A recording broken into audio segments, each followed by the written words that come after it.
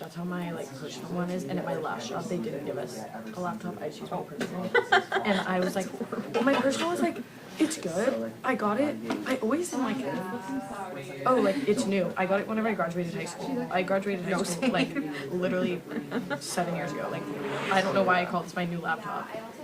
But it's like starting to not break, but like be slower. And I was like, if I have to buy a new laptop soon, because I don't have a work laptop, I'm gonna die. No, that's cool. Like at this point, as long as I have a work laptop, like I'm not buying a new personal laptop. I know mine's kind of on the fritz, my personal. Yeah, I also got it right after year, but college kind of just like broke it over time. Yeah. But yeah, so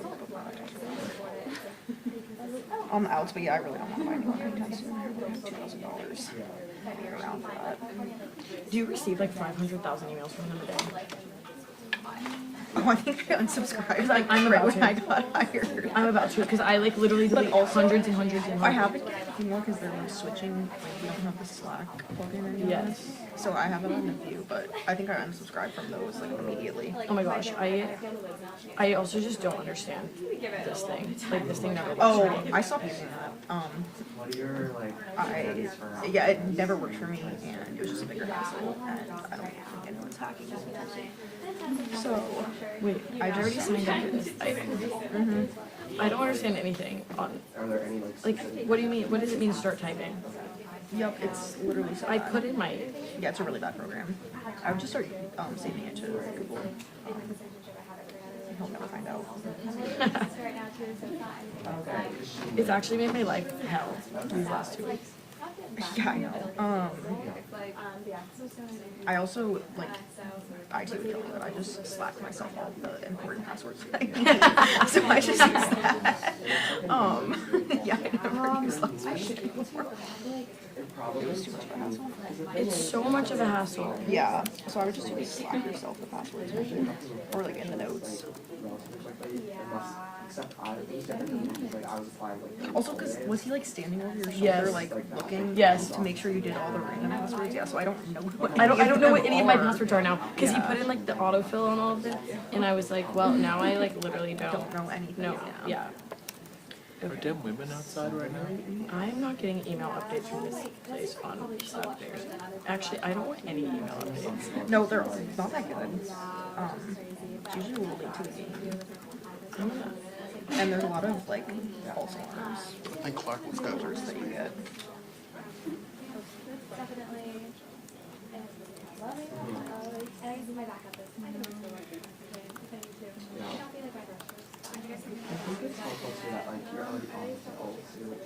A lot of people say like that's the biggest step forward.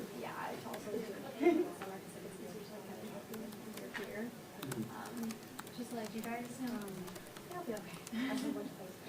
Because I, again, like if I wanted to go like finance and it could be these useful things, it could be, but That's always like a fallback. yeah, exactly. So I think like I might like, if I still am looking by like middle of summer, I might like apply for some insurance. We'll see. Well, we made optimistic, but yeah, I was trying to everyone told me just like apply for anything that comes up. And everyone in the office is so nice. Everyone's like, just let me know, like my resume. It's good that you have like someone that you can stay with nearby, so it's not like you're like Yeah. It's gonna be so much better now that I don't get these emails. It's like nice. I mean, Was it again, like one email it's, per like, it's not super great. like every alert? Yes. Oh god. I was like I would get so on it. bad. I'd get on it after like 3 hours, and like I would literally have to hit like just select all, and I would just delete all of them because it was so many. Yeah, that's horrible. It was so horrible. Like actually, if you looked at my, let's see, my trash. Yeah, most of them are total junk too. Like this is starting today. Just doing a last minute check. My friend at the pool camera, you're all good yourself? All good so far. Sounds good. And Caucus, you're all good? Lovely. Swimming, sleep, or whatever. Let's see. I guess we can. Oh, he does go.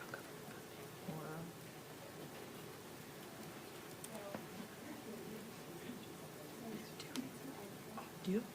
Do we get Water Pro? They go so fast. I mean, I think you guys might. I had Otter Pro at my last show, and then I got on her on this one, and I was like, wait, I'm almost out. Yeah. I don't know, Rachel, you guys want to vote? I don't think.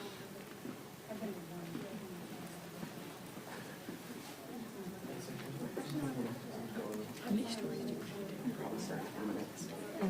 I want to see if I can do 6 to 7, but now I'm like averaging 4. How long? Some of them are like so stupid, so like only like 300 words. Other times, I try to do like 500, 600. Okay. Yeah. So not every like super hard.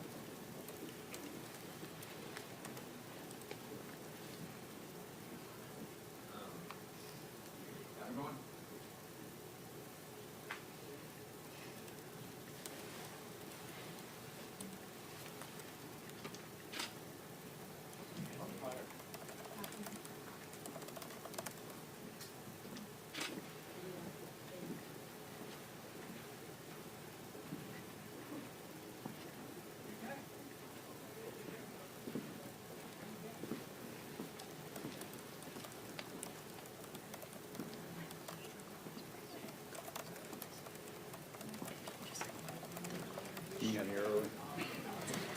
So more discretion. You pay attention to that? Oh.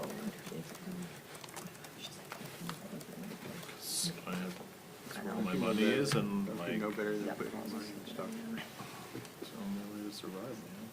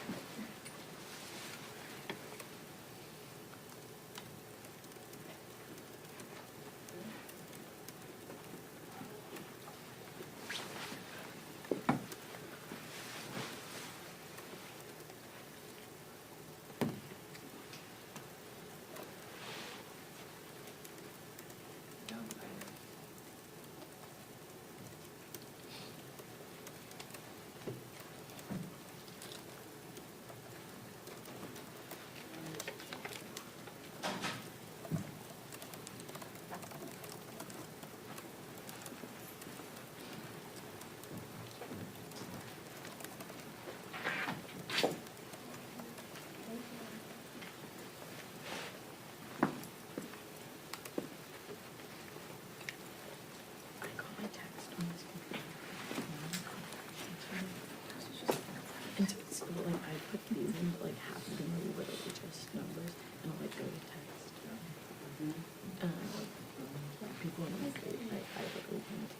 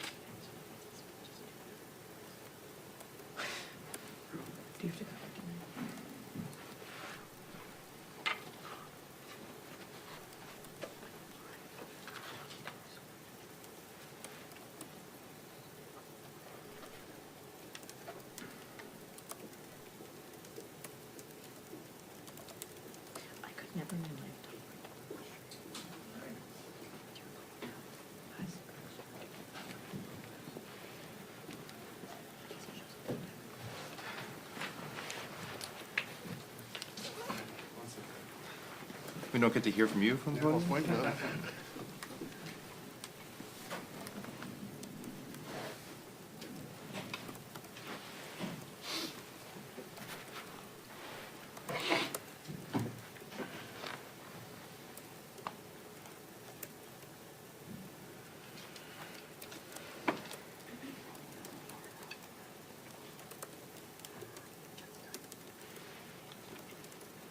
Heads up.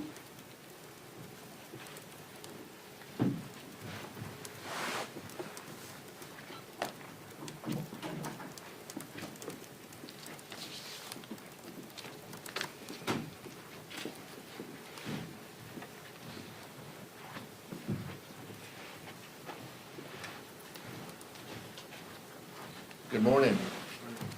Pleased to be joined with my colleague Ted Lieu, Vice Chair of the Democratic Caucus, as well as Greg Kassar, the Chair of the Congressional Progressive Caucus, and the Chair of the New Democratic Coalition, Brad Schneider. Last week, House Democrats from every corner of our caucus voted against the House Republican budget, which cut Medicaid $880 billion to pay for tax cuts for billionaires. We want to make healthcare more affordable and more available to the American people. This is in stark contrast to Republicans who voted to kick children off their healthcare and to put seniors at risk. As President Trump prepares for tonight's speech, it's clear that Democrats are on the side of working people, while Republicans are only looking out for their billionaire friends.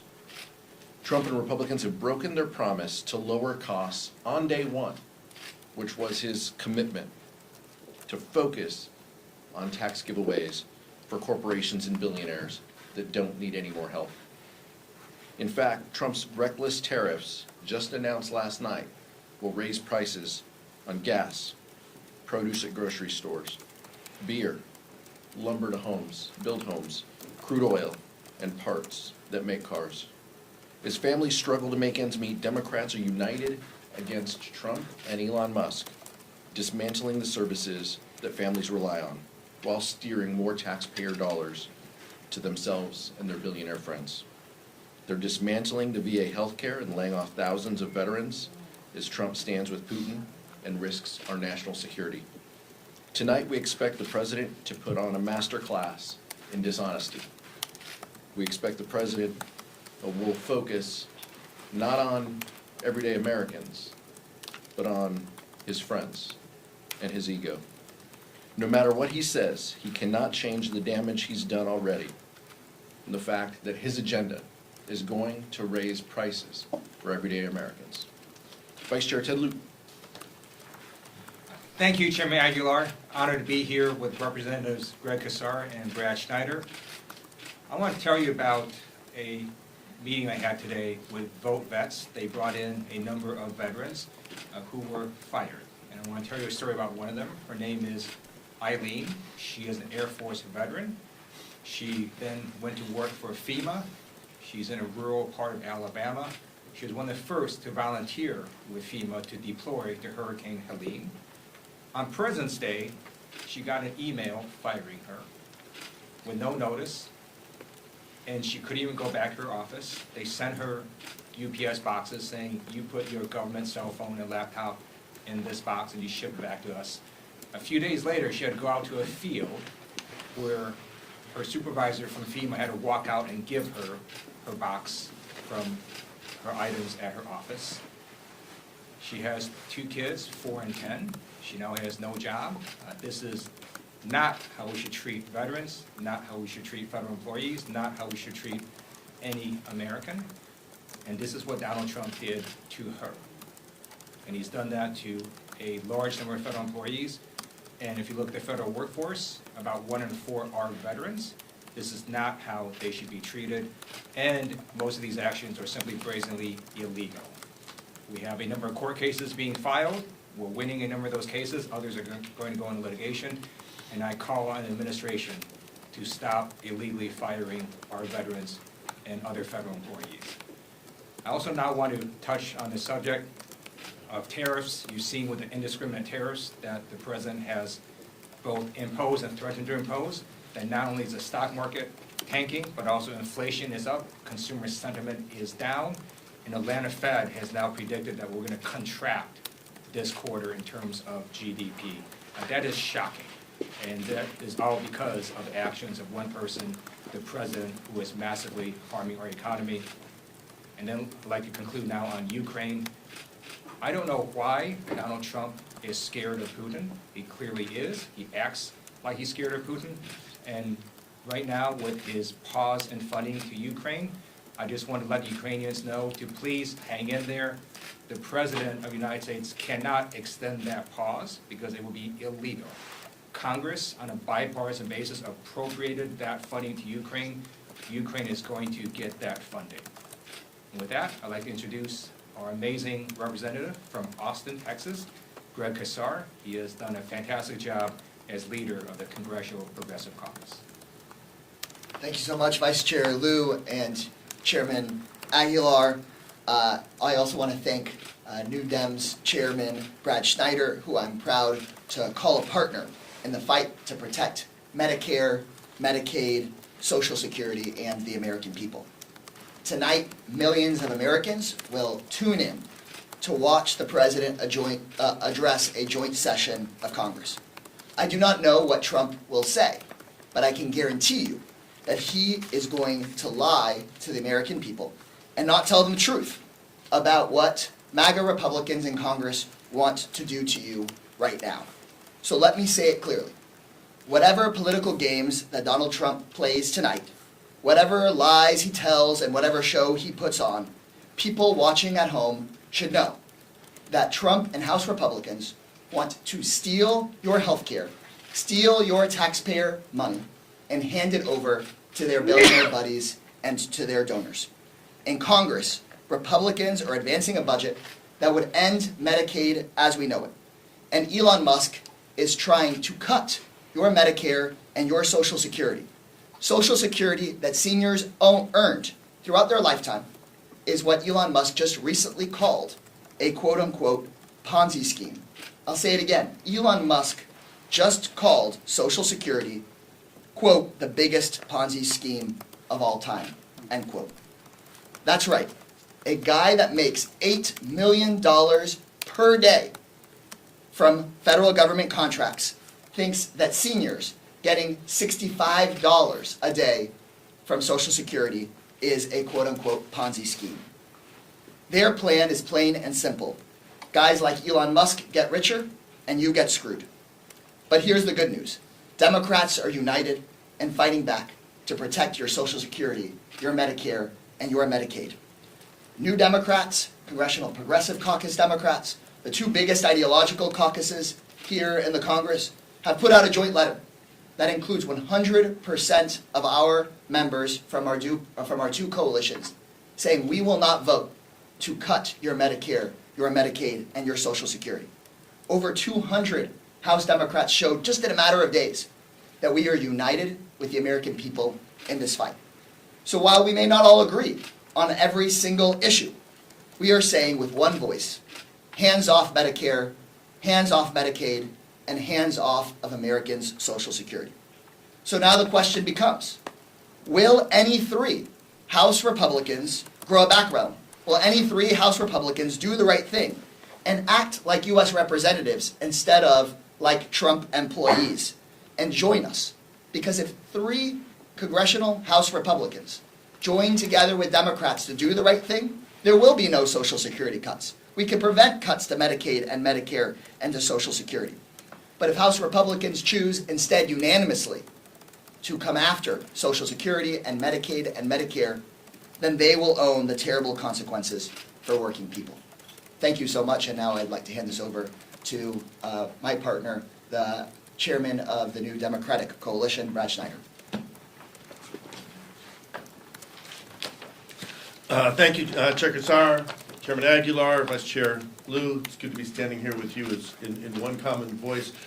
Before I read my prepared remarks and talk about our joint letter, I want to touch on what Vice Chair Lieu talked about veterans. I have the privilege of representing Naval Station Great Lakes in North Chicago, Illinois. Every single sailor recruit who enlists in the Navy shows up in North Chicago for 10 weeks of basic training. I've had the privilege of attending those graduations. I see those 17, 18, 19-year-old young people, men and women, who say, I want to serve my country. I want to put on the uniform of the United States, go to places I do not know, do things I have no idea if I'll be able to do to protect the American people and the American way of life. Many of those people serve 2 years, 4 years, many serve 20 years or more. All of them committed and dedicated to bettering our country. And many of them, when they finish their service, are not done serving our country. And they go to work with the federal government. They're dedicated federal workers who are serving their nation in their local communities, many here in Washington. They're the people who work in Social Security, the forest rangers in our national parks, the folks who provide care at VA hospitals. And they're the ones who are getting the letters from Elon Musk and DOGE in the middle of the night saying your service is no longer desired and we no longer value your performance. This is wrong and this is weakening our country. And this is why we are standing before you united to saying it has to stop. I'm very proud that the CPC, Congressional Progressive Caucus, the New Democrat Coalition, others have come together. We've made a very strong statement. I'm proud to lead the 110 members of the New Democrat Coalition in joining in that statement, saying we cannot allow dangerous cuts to programs that Americans have actually paid for out of their hard-earned dollars. Medicare, Medicaid, Social Security. The headline is, and should be, House Democrats are united, in deep contrast to what we're seeing from our Republican colleagues. While the Democrats are focused on lowering costs, Republicans are pushing a budget that will result in cuts to health care and benefits that have been earned by hardworking Americans.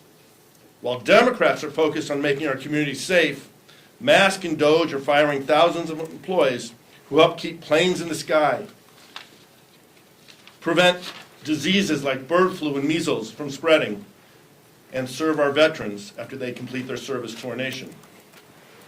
Democrats are working tirelessly to bring down prices of everyday products, while President Trump, just today, levied 25% taxes on the American consumer that will raise costs for groceries, for cars and trucks, gasoline, new construction for houses, and many other everyday products. Meanwhile, President Trump and congressional Republicans are doing everything they can to give a free ride to oligarchs like Elon Musk and his wealthy billionaire friends. And they're putting the burden for all of this on our seniors, our children, our first responders, on people who educate our children, build our houses, work on the factory floor, who take care of our communities and tend to us when we are sick. It is these hardworking people who are on the crosshairs of the Republicans' actions. One of these people is my guest tonight. Adam Mulvey is a 20-year Army veteran who served 3 tours in Afghanistan, in Iraq, and 1 in Afghanistan. He's one of 6,000 of these veterans we talked about who was fired between February 13th and 24th. He worked at Lovell Federal Health Care Center. James A. Lovell Center is the only hospital in our country that serves both veterans and active military and every one of those recruits I just mentioned. His job was to help provide emergency management services, planning and preparing in the case of a tornado or another emergency or even an active shooter. He served 35,000 veterans in our area, tens of thousands of active duty sailors and other military members, and the 40 to 50,000 people each year who go through Naval Station Great Lakes. We all believe government should be efficient, but Trump and Musk are taking a sledgehammer to Americans' lives and our livelihoods. And I am proud to stand with all of my colleagues here today saying it has to stop. Thank you, and I am proud to yield back to Chairman Aguilar. Thank you, Brad. Take some questions. Nick? Republicans are teeing up a year-long, or at least through the end of the fiscal year, continuing resolution that could come as soon as this weekend. Is this something that Democrats could support?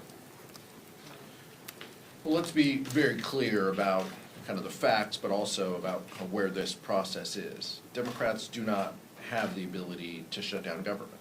Republicans have the votes. They demonstrated that last week when they went after health care and Medicaid for American families.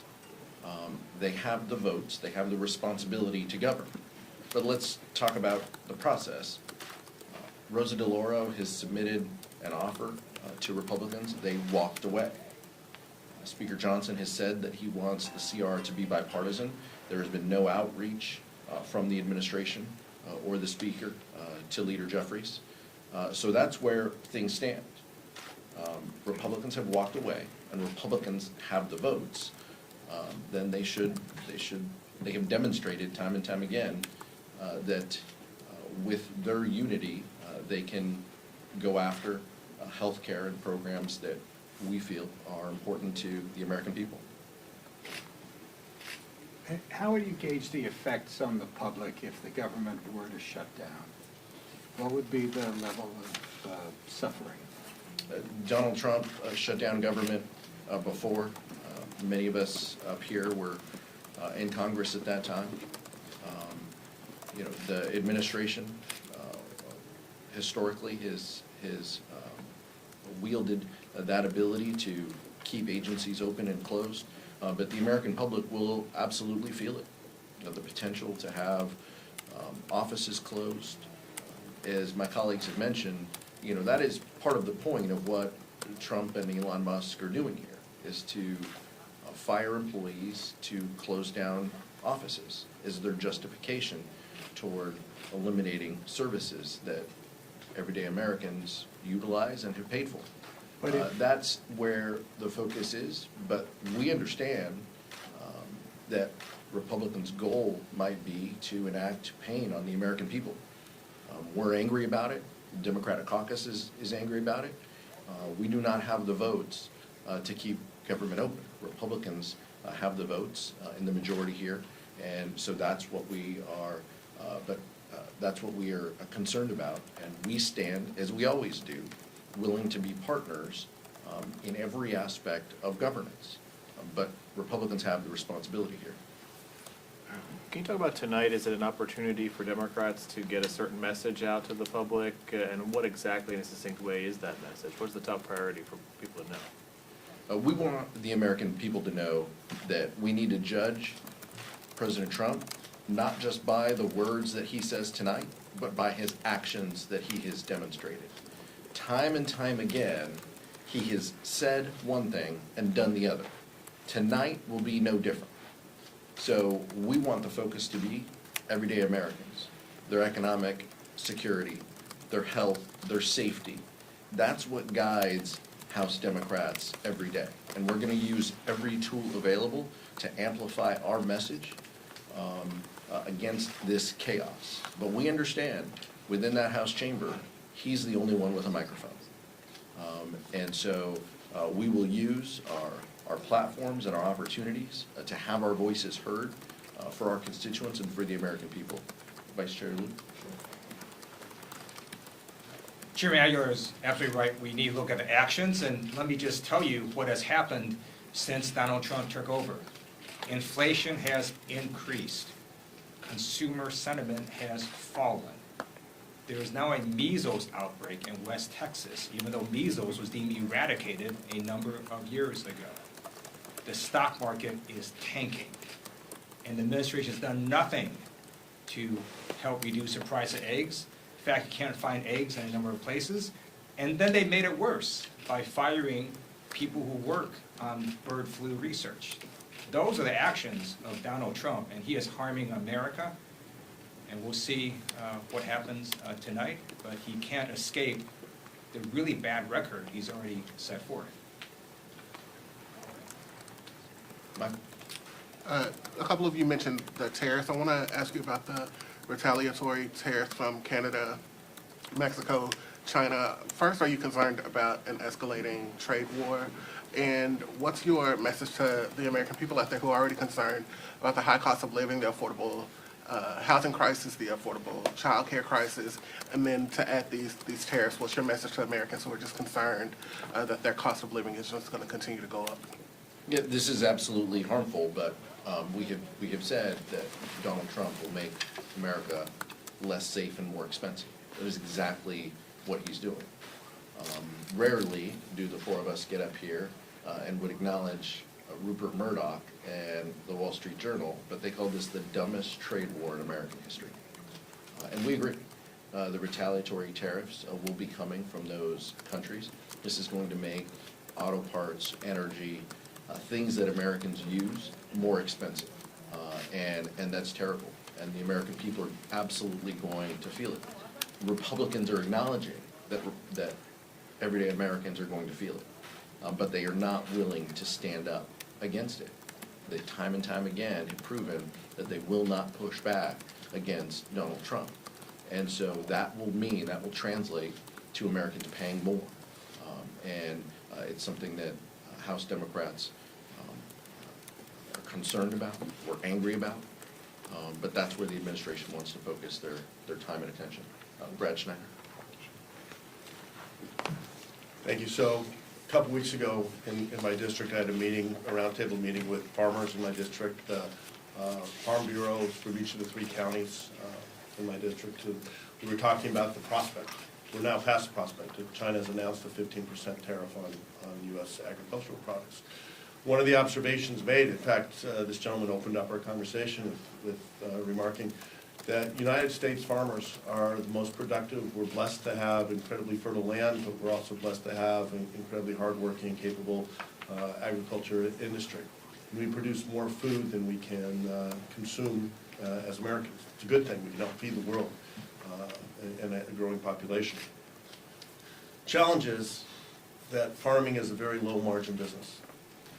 So if you take that food that we're exporting around the world and you make it more expensive, harder for American farmers to sell that food around the world, many of them are going to not make their numbers for the year. Their expenses are going to exceed their income, and ultimately they're going to go under. We saw this script 8 years ago when President Trump put tariffs in place then.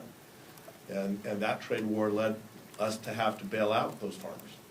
Farmers don't want to bail out. They are hardworking people who want to succeed and pass what they do from generation to generation. And what the president is doing is undermining our agricultural sector, our rural communities, our nation as a whole. Last question. House Republican leadership has told its members that they should be doing fewer in-person town halls, more teletown halls, as there are more protests. And this morning, Speaker Mike Johnson said that Democratic activists are kind of overtaking these town halls in their districts. I'm wondering if you could speak on that a little bit, especially as Democrats have been doing more town halls in their districts. House Democrats are interested in holding our colleagues accountable. But these are not paid individuals, no matter how many times the speaker says it. These are Americans who are angry. They're angry that their health care could be taken away.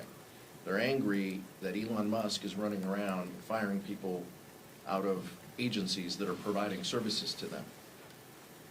And House Republicans are running scared. That's what we see. They are scared to answer the question from their own constituents about why they continue to support these efforts. That's the nature of where we are this moment, and I think it speaks a lot about House Republicans that they aren't even willing to take those local questions, or it has to be so specific, it has to be so filtered that they don't want to even answer questions from their constituents. But we will continue. House Democratic Caucus, New Democratic Coalition, Congressional Progressive Caucus, House leadership, everyone in our caucus is committed toward making sure the American public understands exactly what's at stake. Director Sutton. And I think that today's letter answers that question perfectly for you. It's pretty simple to go back to your district and face Democratic and Republican voters alike if you're willing to represent your voters and protect their Social Security and their Medicare and their Medicaid and their quality of life. House Republicans would have a much easier time going and speaking to their constituents if they weren't trying to steal their health care in order to give a billionaire a tax break. So right now, I think many House Republicans have to make a choice about whether they want to fulfill their job title as representative, where they can have a town hall and actually speak honestly to their constituents, or whether they want to change their job title to Elon Musk employee. And I think that's very hard to host a town hall if who you're working for is Elon Musk instead of your constituents. Vice Chair Lieu to close. In 2017 and 2018, House Republicans ran away from the voters and didn't do any town halls. How did that work out for them? Thank you so much. Thanks, guys.